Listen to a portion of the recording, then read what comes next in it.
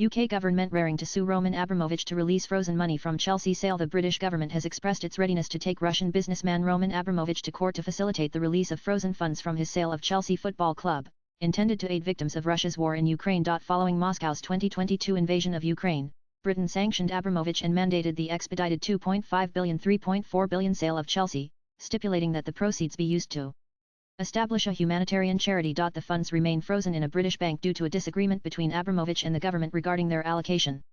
Sources indicate that Britain wants the funds spent exclusively in Ukraine, aligning with a broader European effort to hold Moscow accountable for the war's devastation. In contrast, Abramovich advocates for the money to benefit all war victims. British Finance Minister Rachel Reeves and Foreign Minister David Lammy stated that the government is prepared to take legal action against Abramovich.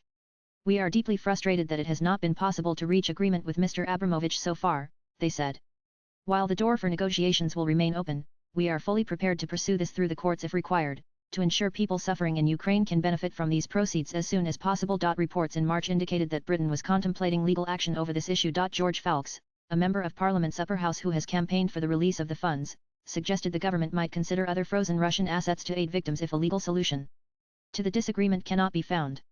"It is symbolic, and I think if we can do this it would set a precedent, and we could look at all the other money tied up in property, banks, and overseas territories," he told Reuters. Swipe left for next video. Chelsea was sold in May 2022 to a consortium led by U.S. investor Todd Boehly and private equity firm Clear Lake Capital, with the condition that Abramovich would not benefit from the sale. With agency inputs latest blogs